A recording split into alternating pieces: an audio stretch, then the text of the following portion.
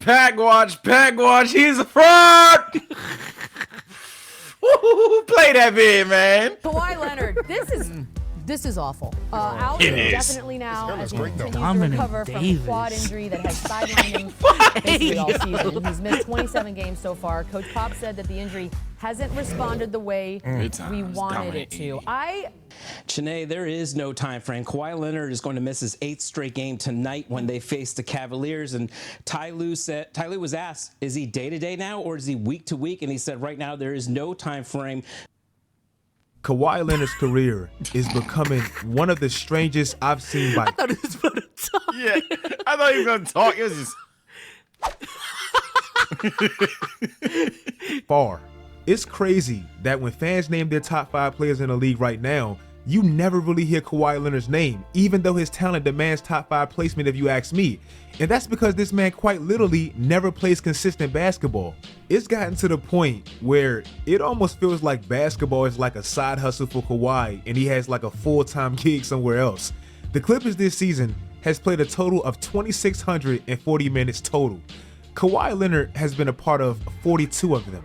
Kawhi is coming off a torn ACL that he suffered in that second round against Utah in 2021. He missed the entire last season, and in his absence, the Clippers made great move after great move, in my opinion, to lessen his load when he returns. They brought in Robert Covington, who could be an excellent defender, taking away a lot of that responsibility from the stars. They brought in his old teammate Norman Powell, who improved significantly offensively and showed it a lot last year with the Clippers. They brought in John Wall on a great deal. Steve Ballmer is paying one of the highest luxury tax bills ever, only second to Golden State at $144 million. The Clippers have the highest payroll in the entire NBA. Can we just look at that comparison? Because I don't even know how it's holding up. I was like, John Wall or Russell Westbrook. Like at this point in the career, we're not talking about prime. At this point.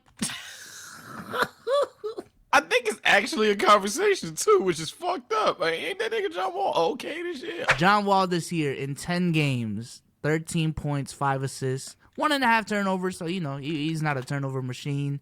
43%, 24%, 56% from the line. And for the nerds, you know we have to get the nerds. Talk to 'em. 49% true shooting percentage. Now let's go to Russell Westbrook. And then we got the Brody over here in 12 games. 16 points, 7 assists, 6 rebounds, 4 turnovers. So nothing changed over there. Yo, come on, man. Yo, come on, 41%, 34%, 80% with a true shooting percentage of 52% for the nerds. So, hey, Russell Westbrook's still better than John Wall. Stop playing with Russell Westbrook, bro. God damn. There you go. He definitely still better. He looked better as well. Shout out to Russ, man. Shout out to the Brody.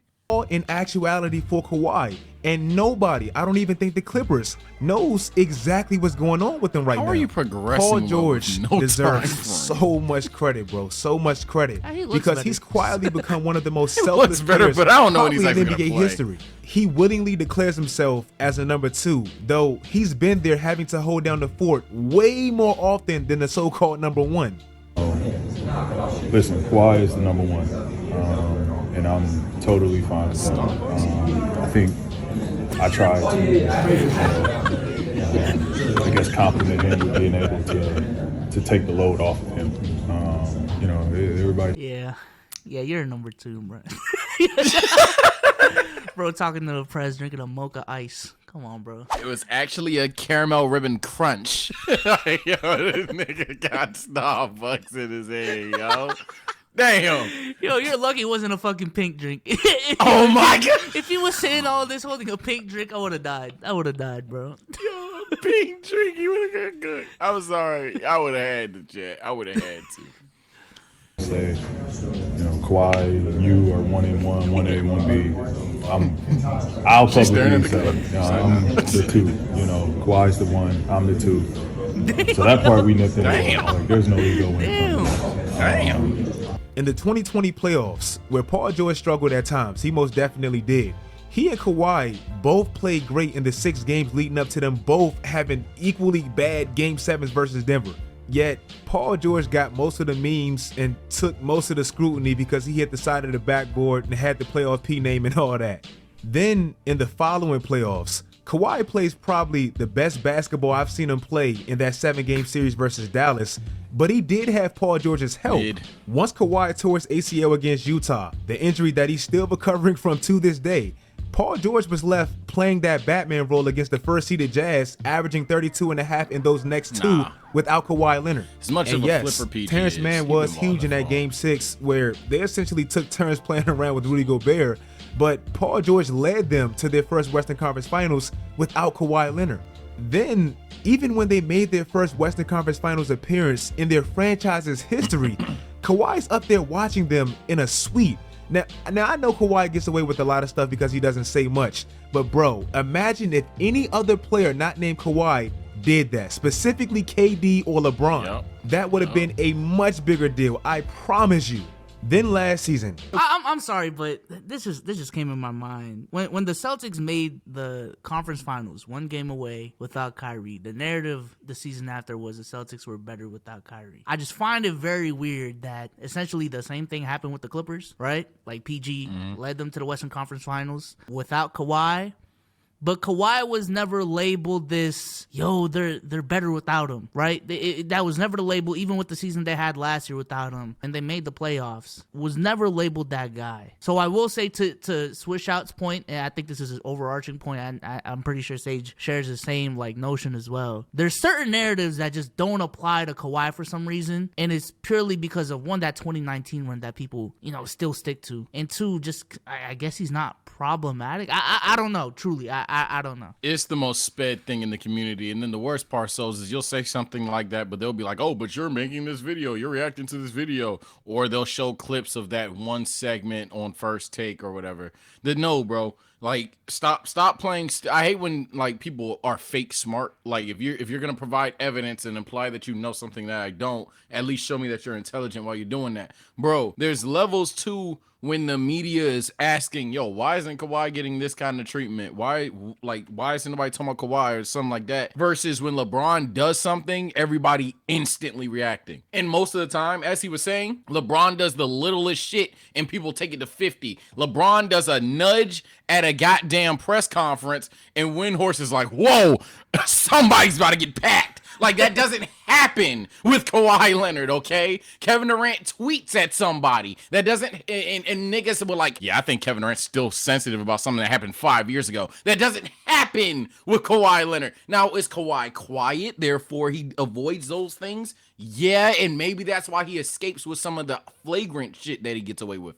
But as Swish is saying, as Bezos is saying, as I've said for years, there's for some reason different levels of attention that Kawhi's talent, he's not even far off talent-wise. Hell, most of you motherfuckers probably arguing he's above talent-wise, but for some reason, we don't give him that attention. And it's weird. So I'm gonna just let him be weird, bro. They're the flippers. I want them to fail. Fuck it. He was gone, recovering with his knee injury, and this is why I respect the hell out of Paul George, and I've gained so much love for him over the past few seasons. He was hurt last year too.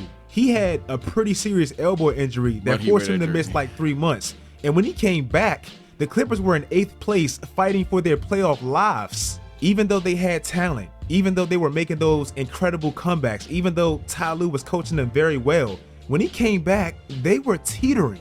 The Clippers had just lost 5 straight games and 8 out of their last 10. If he was a selfish player, mind you, Paul George has had very serious injuries, most notably that broken leg. He could have said, I'm not putting my injury at risk for a team that's not even really a championship contender. What's the point? But he didn't do that at all. He came back, played pretty well for somebody that just missed 3 months, and helped them win 6 out of their next 7 to end the season in that 8th spot. Then in the play-in tournament, they lost to Minnesota, but Paul George scored 34, and they just lost to a very talented team. And in the next round against New Orleans, he caught COVID, so it just clearly wasn't their year. But Paul George showed up. Now in this season, again without Kawhi, he's still carrying them without the so-called Batman. And I love Kawhi Leonard. He's one of my favorite players when he's there, but he just doesn't play consistent basketball. The Clippers started out, and they won their first 2 and lost their next 4. But now they've won 4 out of their last 5 to get over 500. And look at what Paul George has been doing over that stretch. We all know Kawhi is one of the best basketball players in the world when healthy. But no one can deny that he's very high maintenance and he leaves big mystery clouds over every franchise he's on.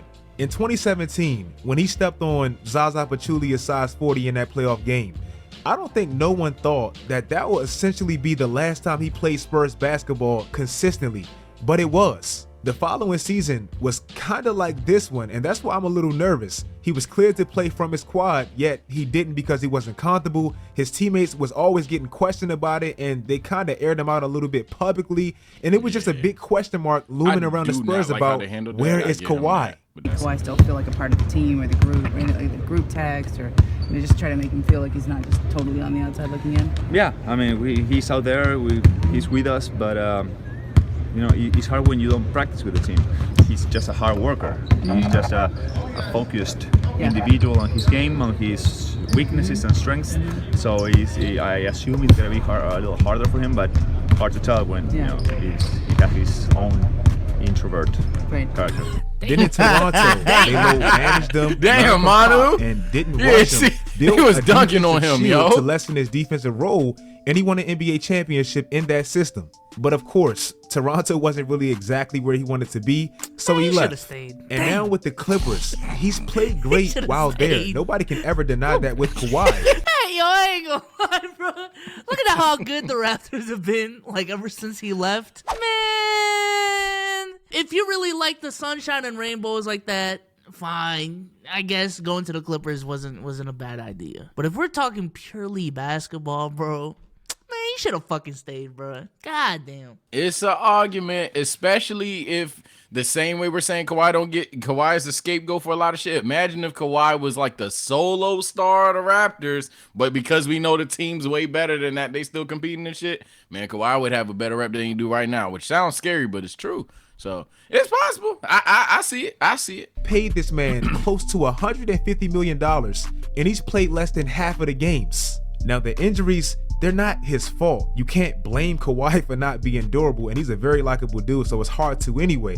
But for somebody that's supposed to be your franchise guy, Kawhi isn't built for that. Like, his body won't even allow him to. His talent will, but clearly his body won't. Let's just be right. Out of every single player that's won multiple Finals MVPs, Kawhi Leonard has the least amount of points, and that's Hey, say, let me. If we were at school, right, and there's this kid in your class that just didn't talk at all. He's cool. Like, what the fuck? No.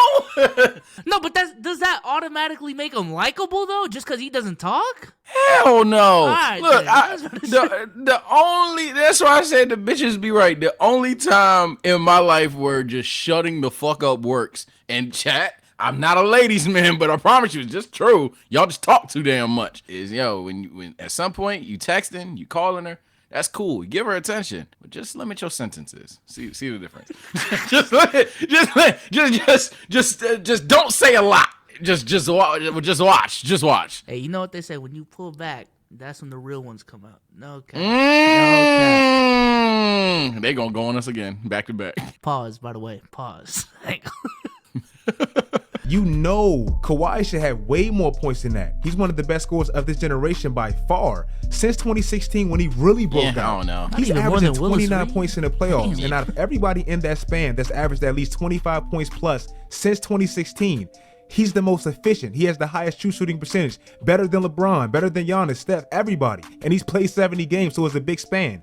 If that miserable 2020 meltdown against Denver taught us anything, you can't just throw a talented team together and expect them to gel and win a championship. It just doesn't work like that. When stuff hits the fan, y'all don't have that championship DNA or just that chemistry to push y'all through those tough moments. You know how last year for Golden State when they fell down 2-1 against Boston and Draymond was looking kind of wild and doing podcasts and everybody was on his head. Klay Thompson was looking a little washed, not shooting the best. Steph was playing great, but he didn't have enough help.